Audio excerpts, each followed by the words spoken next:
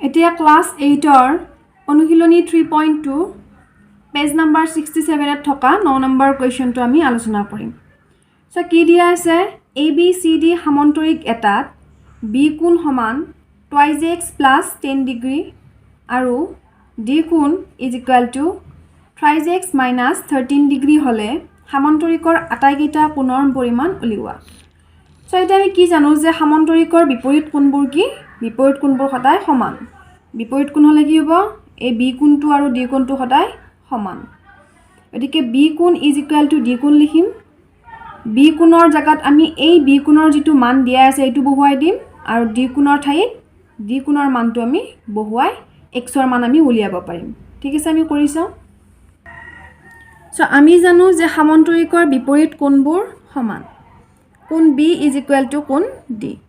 কোণ B ৰ মান আমাক দিয়া আছিল 2x + 10 ডিগ্ৰী = কোণ D ৰ মান আমাক দিয়া আছিল 3x - 13 ডিগ্ৰী। এতিয়া আমি ব্ৰেকেট কেইটা আমি উঠাই ললো দুটাৰে। তাৰ পিছত সো আমি x কেইটা এটা সাইড কৰিম। ইয়াতে 3x আছে। এই 3x টো আমি সমান চিহ্নডালৰ এটো সাইডে লৈ আহিম। মানে 2x ৰ লগত আমি লৈ আহিম। কি হ'ব ইয়াতে একো নাই মানে কি প্লাস এটা আছে। এইফালে আনিলে আমাৰ মাইনাস হৈ যাব। 2x - 3x সমান চিন। ইয়াতে ৰল আমাৰ কি -13 ডিগ্ৰী। এই 10 ডিগ্ৰীটো আমি কি কৰিম এই 13 ডিগ্ৰীৰ লগত আমি এই সাইডে লৈ আহিম। লৈ আহিলে কি হ'ব ইয়াতে প্লাস আছে ইয়াতে আমাৰ মাইনাস হৈ যাব। এতিয়া চোৱা 2x - 3x কৰিলে কি পাম -x পাম। সৰুটোৰ পৰা যেটো ডাঙৰটো বিয়োগ কৰিছে গতিকে -x পাম। তাৰ পিছত চোৱা -13 ডিগ্ৰী -10 ডিগ্ৰী কি হ'ব এই মাইনাসে প্লাস আৰু ইয়াতে মাইনাস আছে কাৰণে ইয়াতে আমাৰ মাইনাস আহিব মানে -23 ডিগ্ৰী। এতিয়া চোৱা এইটো মাইনাস আৰু এইটো মাইনাস কটাকটি গল থাকিল কি x = 13 ডিগ্ৰী। এতিয়া যে এটো কৈছিলো যে সামন্তৰিকৰ বিপৰীত কোণ সমান মানে কোণ B সমান কোণ D। এতিয়া আমি কি লিখিব পাৰো 2x + 10 ডিগ্ৰী কোণ B ৰ মানটো লিখিছো। ঠিক আছে আমাক দিয়া আছে এটো 2 পূৰণ x ৰ মান কি 23 ডিগ্ৰী পালো যোগ 10 ডিগ্ৰী। এতিয়া 23 ৰ লগত 2 পূৰণ কৰা আৰু এই পূৰণফলৰ লগত 10 যোগ কৰি আমি কি পাম 56 ডিগ্ৰী। এটোই হ'ব আমাৰ এনসাৰটো। এতিয়া আকৌ চোৱা সামন্তৰিকৰ সন্নিহিত কোণবোৰ কি সদায় সম্পূৰক। সন্নিহিত কোণবিলাক হ'ব কোণ A আৰু কোণ B। ঠিক আছে তোমালোকে এটা সামন্তৰিক আঁকি চাবা। আঁকিলে কোণ A আৰু কোণ B হ'ব কি সন্নিহিত কোণ। সম্পূৰক মানে কি 180 ডিগ্ৰী। তাৰ মানে কোণ A + কোণ B = 180 ডিগ্ৰী। এতিয়া কোণ A টো আমি ইয়াতে ৰাখিলো 180 ডিগ্ৰী মাইনাস কোণ B কাৰণ আমি আগতে কি কৰিলো কোণ B ৰ মান আমি উলিয়ালো 56 পাইছো। কোণ B ৰ ঠাইত আমি 56 লিখি দিলো। এতিয়া এই 180 ৰ পৰা 56 মাইনাস কৰিলে কিমান পাম 124 ডিগ্ৰী। গতিকে কোণ B ৰ মান পালো 56 ডিগ্ৰী কোণ A ৰ মান পালো 124 ডিগ্ৰী। তে 10 নম্বৰটো চোৱা এটা বৰ্গৰ 4টা বাহুৰ যোগফল 36 সেন্টিমিটাৰ হলে বৰ্গৰ বাহুৰ দিশ উলিওৱা। আমাক বৰ্গৰ কথা কৈছে 4টা বাহুৰ যোগফল আমাক 36 কৈছে। গতিকে আমি কি কৰি লম প্ৰথমে আমি ধৰি লম যে প্ৰতিটো বাহু কি হ'ব x। যদি প্ৰতিটো বাহু আমি x বা a আমি যিকোনো ধৰো ঠিক আছে। যদি আমি a বুলি ধৰো তেতিয়া হলে কি হ'ব a + a মানে 4a = 36 সেন্টিমিটাৰ হ'ব। কাৰণ বৰ্গৰ 4টা বাহু কি আমাৰ সমান থাকে আৰু ইয়াতে আমাক দিয়া আছে যে বাহুৰ যোগফলটো আমাৰ কি হ'ব 36 হ'ব। তাৰ পিছত আমি কি উলিয়াব পাৰিম a ৰ মানটো আমি উলিয়াব পাৰিম। ঠিক আছে কৰি চাও। চোৱা ধৰো বৰ্গৰ প্ৰতিটো বাহু a তোমালোকে x y z যিকোনো ধৰি ল'ব পাৰা। ঠিক আছে এতিয়া আমাক প্ৰশ্নটোত দিয়া আছিল যে বৰ্গৰ প্ৰতিটো বাহুৰ যোগফল 36 সেন্টিমিটাৰ। প্ৰতিটো বাহুৰ যোগফল মানে কি যদি এটো আমাৰ এটা বৰ্গ ধৰি লও এটো এটা আমাৰ বৰ্গ ইয়াৰে আমি এডাল বাহু a বুলি ধৰিছো গতিকে এডালু a এডালু a এডালু a। গতিকে আমাৰ প্ৰতিটো বাহুৰ যোগফল মানে a + a + a + a সমান 37 সেন্টিমিটাৰ। চোৱা a + a + a + a = 36 centimetre.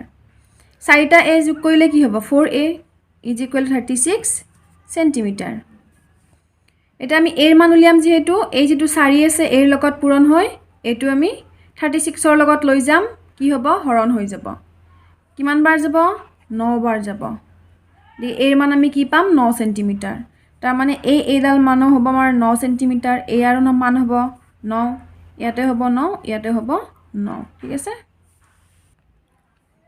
11 নম্বৰটো চোৱা এ বি সি ডি ৰম্বাসত A B is equal to twice X plus 4 আৰু B C is equal to twice X plus 7 হ'লে ডি সি আৰু A D বাহুৰ দিশ উলিওৱা ডি সি আৰু এ ডি বাহুৰ দিশ আমাক উলিয়াব দিছে ইয়াতে আমাক এ বিৰ মান আৰু বি সিৰ মান দিয়া আছে সো আমি কি জানো যে ৰম্বাসৰ চাৰিডাল সন্নিহিত বাহু কি আমাৰ সমান তাৰ মানে A B is equal to B C A বিৰ ঠাইত আমি এই মানটো বহুৱাই দিম আৰু বি সিৰ ঠাইত আমি এই মানটো বহুৱাই দিম দিলে আমি কি পাই যাম x ৰ মানটো আমি পাই যাম তাৰ পিছত আমি এই ডি সি আৰু এ ডিৰ মান আমি উলিয়াম